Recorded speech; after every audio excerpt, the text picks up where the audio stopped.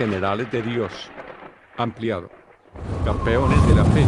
Juan Bunyan. Soñador inmortal. 1628-1688.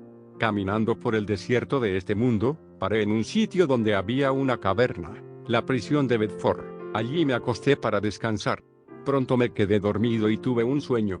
Vi a un hombre cubierto de andrajos, de pie y, que daba la espalda a su habitación, llevando una pesada carga sobre los hombros y en las manos un libro. Hace 3 siglos que Juan Bunyan comenzó de esta manera su libro, El Peregrino. Los que conocen sus obras literarias pueden confirmar que él es, en efecto, el soñador inmortal, porque, a pesar de estar muerto, todavía habla. Sin embargo, aun cuando miles y miles de creyentes conocen El Peregrino, son muy pocos los que saben la historia de la vida dedicada a la oración de este valiente predicador. Bunyan, en su obra, Gracia abundante para el principal de los pecadores, nos informa que sus padres, a pesar de ser muy pobres, consiguieron que él aprendiese a leer y a escribir. Él mismo se llamó el principal de los pecadores, otros afirman que tuvo mucha suerte, no siendo todavía creyente. Se casó con una joven en cuya familia todos eran creyentes fervorosos. Bunyan era ojalatero, y como sucedía con todos los de su oficio, era sumamente pobre. Ella, por su parte, no poseía ni un plato ni una cuchara. Solamente tenía 2 libros, El camino al cielo para el hombre sencillo y La práctica de la piedad, obras que su padre le dejará al fallecer.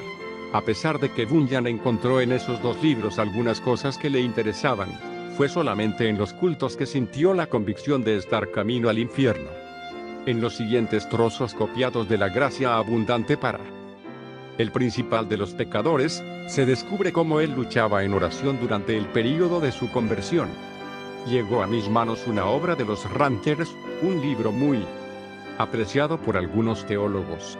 No sabiendo juzgar el mérito de esas doctrinas, me dediqué a orar de esta manera: oh Señor, no sé juzgar entre el error y la verdad. Señor, no me dejes solo en esto de aceptar o rechazar esta doctrina ciegamente. Si es de Dios, no me dejes despreciarla. Si es obra del diablo, no me dejes abrazarla, y alabado sea Dios por haberme guiado a clamar desconfiando de mi propia sabiduría, y por haberme guardado del error de los Ranters. La Biblia era para mí muy preciosa en esa época. Durante el tiempo en que me sentí condenado a las penas eternas, me admiraba de cómo los hombres se esforzaban por conseguir los bienes terrenales, como si esperasen vivir aquí por la eternidad. Si yo hubiese tenido la seguridad de la salvación de mi alma, me sentiría inmensamente rico, aun cuando no tuviese para comer nada más que frijoles. Busqué al Señor, orando y llorando, y desde el fondo de mi alma clamé: oh Señor, muéstrame, te lo ruego, que me amas con amor eterno. Entonces escuché repetidas mis palabras, como en un eco: yo te amo, con amor eterno. Me acosté para dormir en paz y, al despertarme al día siguiente, la misma paz inundaba mi alma. El Señor me aseguró: te amé cuando vivías pecando, te amé antes, te amo después y te amaré siempre. Cierta mañana, mientras yo oraba temblando, porque pensaba que no obtendría una palabra de Dios para consolarme, Él me dio esta frase: te basta mi gracia. Mi entendimiento se llenó de tanta claridad, como si el Señor Jesús me hubiese estado mirando desde el cielo a través del tejado de la casa y me hubiese dirigido esas palabras. Volví a mi casa, llorando, transportado de gozo, y humillado hasta el polvo. Sin embargo, cierto día, mientras caminaba por el campo, con mi conciencia intranquila, de repente, estas palabras se apoderaron de mi alma: tu justicia está en los cielos. Con los ojos del alma me pareció ver a Jesucristo sentado a la diestra de Dios, que permanecía allí como mi justicia. Además, vi que no es mi buen corazón lo que mejora mi justicia, ni lo que tampoco la perjudica. Porque mi justicia es el propio Cristo, el mismo ayer, hoy y para siempre. Entonces las cadenas cayeron de mis tobillos, quedé libre de mis angustias y las tentaciones que me acechaban perdieron su vigor, dejé de sentir temor por la severidad de Dios y regresé a mi casa regocijándome con la gracia y el amor de Dios. No encontré en la Biblia la frase: tu justicia está en los cielos, pero hallé: el cual nos ha sido hecho por Dios sabiduría, justificación, santificación y redención, 1 Corintios 1:30, y vi que la otra frase era verdad. Mientras así meditaba, la siguiente porción de las Escrituras penetró con poder en mi espíritu: nos salvó no por obras de justicia que nosotros hubiéramos hecho, sino por su misericordia. Así fui levantado a las alturas y me hallé en los brazos de la gracia y de la misericordia. Antes temía a la muerte, pero después clamé: quiero morir. La muerte se volvió para mí una cosa deseable. No se vive verdaderamente antes de pasar para la otra vida. Signo de exclamación. No, pensaba yo, esta vida es apenas un sueño en comparación con la otra. Fue en esa ocasión que las palabras herederos de Dios se volvieron tan profundamente significativas para mí, que no puedo explicarlas con palabras terrenales. Herederos de Dios. El propio Dios es la porción de los santos. Fue eso lo que vi y lo que me llenó de admiración. Sin embargo, no puedo contar todo lo que vi. Cristo era un Cristo precioso en mi alma, constituía mi gozo. La paz y el triunfo en Cristo eran tan grandes, que con mucha dificultad pude seguir acostado. Bunyan, en su lucha por libertarse de la esclavitud, del vicio y del pecado, no cerraba su alma a los seres desorientados que ignoraban los horrores del infierno. Acerca de esto escribió: mediante las Escrituras percibí que el Espíritu Santo no quiere que los hombres entierren sus talentos y dones en la tierra, sino más bien que aviven esos dones. Doy gracias a Dios por haberme concedido la capacidad de amar y tener compasión por el alma del prójimo, y por haberme inducido a esforzarme grandemente para hablar una palabra que Dios pudiese usar para apoderarse de la conciencia y despertarla. En eso el buen Señor respondió al anhelo de su siervo, y la gente comenzó a mostrarse conmovida y angustiada al percibir el horror de sus pecados y la necesidad de aceptar a Jesucristo. Desde lo más profundo de mi corazón clamé a Dios insistentemente para que Él hiciera eficaz la palabra para la salvación del alma. Es más, le dije al Señor repetidamente que si el sacrificio de mi vida a la vista de la gente sirviese para despertarlos y confirmarlos en la verdad, yo lo aceptaría alegremente. Al ejercer mi ministerio, mi mayor anhelo era llegar a los lugares más oscuros del país. Cuando predicaba, realmente sentía dolores de parto para que naciesen hijos para Dios. Si no había fruto, yo no le daba importancia a ninguna alabanza que pudiese recibir por mis esfuerzos. Habiendo fruto, no me importaba oposición alguna. Los obstáculos que Bunyan tenía que enfrentar eran muchos y variados. Satanás, al verse en gran manera perjudicado por la obra de ese siervo de Dios, comenzó a erigir barreras de toda clase. Bunyan luchaba con fidelidad contra la tentación de vanagloriarse por el éxito de su ministerio, a fin de no caer en la condenación del diablo. Cuando cierta vez uno de sus oyentes le dijo que había predicado un buen sermón, le respondió: no necesita decírmelo, el diablo ya me susurró al oído eso mismo antes de dejar el púlpito. Más tarde, el enemigo de las almas indujo a los impíos a que lo calumniaran y esparcieron rumores contra Bunyan por todo el país, con el fin de hacerlo abandonar su ministerio. Lo llamaban hechicero, jesuita, contrabandista, y afirmaban que vivía con una amante, que tenía 2 mujeres y que sus hijos eran ilegítimos. Cuando al maligno le fallaron todos esos planes de desviar a Bunyan de su ministerio glorioso, sus enemigos lo acusaron de no observar los reglamentos de los cultos de la iglesia oficial. Las autoridades civiles lo sentenciaron a prisión perpetua, negándose terminantemente a revocar la sentencia, a pesar de todos los esfuerzos de los amigos de Bunyan y de los ruegos de su esposa. Tenía que quedar preso hasta el día que jurase que nunca más volvería a predicar. Respecto a su prisión, nos dice: nunca había sentido tanto la presencia de Dios a mi lado en todo instante, como después de que fui encerrado, fortaleciéndome tan tiernamente con esta o aquella escritura, hasta el punto de que llegué a desear, si ello fuese lícito, mayores tribulaciones, con tal de recibir mayor consolación. Antes de caer preso preveía lo que me sucedería, y 2 cosas ardían en mi corazón con respecto a cómo podía encarar la muerte, si llegase a ese punto. Fui guiado a orar, a pedirle a Dios que me fortaleciera con todo poder, conforme a la potencia de su gloria, para toda paciencia y longanimidad, con gozo, dando gracias al Padre. Durante todo el año antes de estar en prisión, casi nunca oré sin que esa escritura estuviese en mi mente, y sin que yo comprendiese que para sufrir con toda paciencia, debía tener una gran fortaleza de espíritu, en especial, para sufrir con alegría. La segunda consideración fue en el pasaje que dice, pero tuvimos en nosotros mismos sentencia de muerte, para que no confiásemos en nosotros mismos, sino en Dios que resucita a los muertos.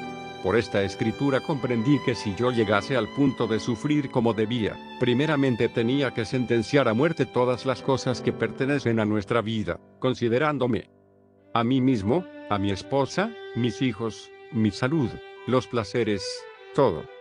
En fin, como muertos para mí y yo para ellos.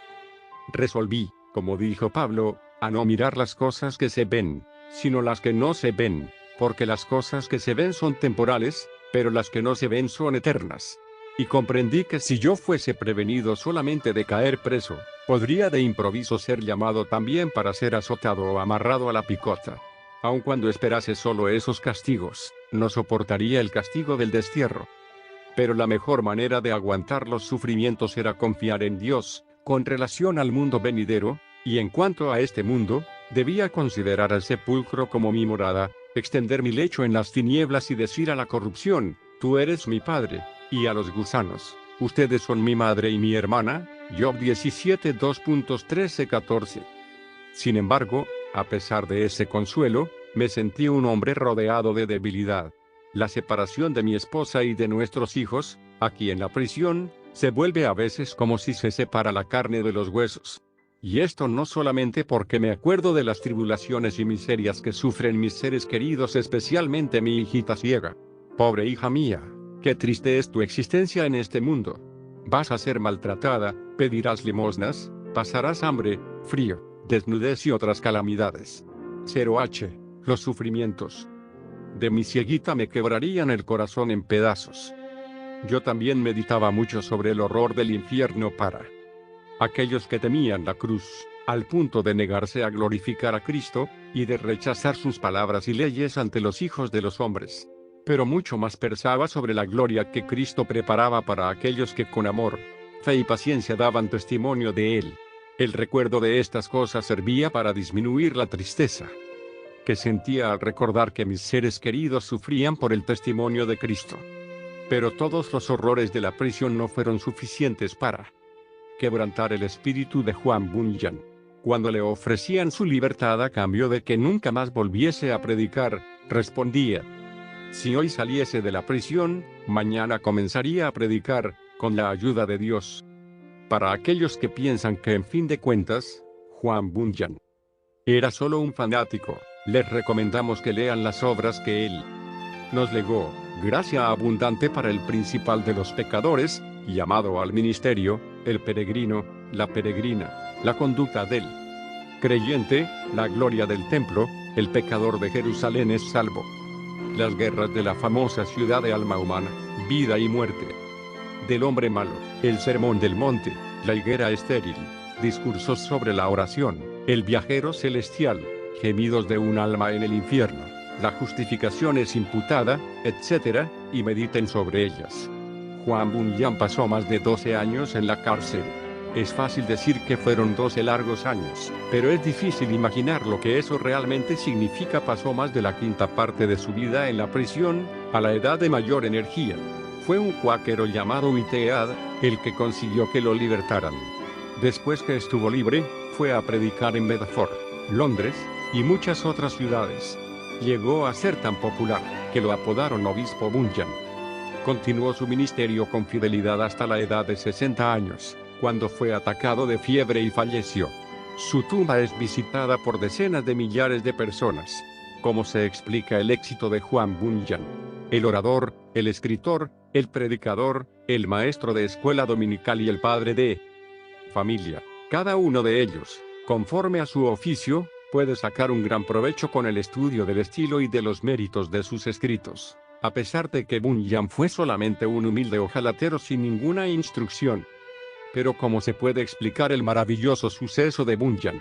¿Cómo podía una persona inculta predicar como él predicaba, y escribir en un estilo capaz de interesar al niño y al adulto, al pobre y al rey, al docto y al indocto? La única explicación de su éxito es que él era un hombre que estaba en constante comunión con Dios. A pesar de que su cuerpo estaba preso en la cárcel, su alma estaba libre. Porque fue allí, en una celda, donde Juan Bunyan tuvo las visiones descritas en sus libros, visiones mucho más reales que sus perseguidores y que las paredes que lo rodeaban. Mucho después que sus perseguidores desaparecieron de la tierra y esas paredes cayeron en el polvo, lo que Bunyan escribió, continúa iluminando y alegrando todas las generaciones de todos los lugares de la tierra. Lo que vamos a referir a continuación, muestra la lucha que Bunyan sostenía con Dios cuando oraba. Hay en la oración, el momento de dejar al descubierto la propia persona, de abrir el corazón delante de Dios, de derramar el alma afectuosamente en peticiones, suspiros y gemidos. Señor, dijo David, delante de ti están todos mis deseos, y mi suspiro no te es oculto. Salmo 38 2.9. Y otra vez, mi alma tiene sed de Dios, del Dios vivo, cuando vendré, y me presentaré delante de Dios. Me acuerdo de estas cosas, y derramo mi alma dentro de mí. Salmos 42 2.2, 4. En otra ocasión escribió, a veces las mejores oraciones consisten más en gemidos que en palabras, y esas palabras no son más que la mera representación del corazón, vida y espíritu de tales oraciones. Como insistía e importunaba a Dios en sus oraciones, se ve claro en el párrafo siguiente. Yo te digo, continúa tocando, llorando, gimiendo y suplicando. Si él no se levanta para atenderte por ser tú su amigo, al menos debido a tu insistencia se levantará para darte todo lo que necesitas. Sin discusión, lo extraordinario de la vida de Juan Bunyan radicaba en su profundo conocimiento de las Sagradas Escrituras, que él tanto amaba, y en la perseverancia de sus oraciones a Dios, a quien adoraba. Si alguien dudase de que Bunyan siguió la voluntad de Dios durante los 12 largos años que pasó en la prisión de Bedford, debe recordar que ese siervo de Cristo, al escribir El peregrino en la prisión, predicó un sermón que ya tiene casi 3 siglos y que hoy se lee en 140 lenguas. Es el libro de mayor circulación después de la Biblia. Sin tal dedicación a Dios, no habría sido posible alcanzar el incalculable fruto eterno de ese sermón predicado por un ojalatero lleno de la gracia de Dios. Juan Bunyan demostró ser un siervo de Dios en todo tiempo. Y así como esta hermosa historia, Dios sigue anhelando los corazones de aquellas almas desconsoladas en el pecado. Este podría ser el momento perfecto para entregar su corazón a Cristo y así como Juan Bunyan, ser siervo de la grandeza e inescrutable de Dios.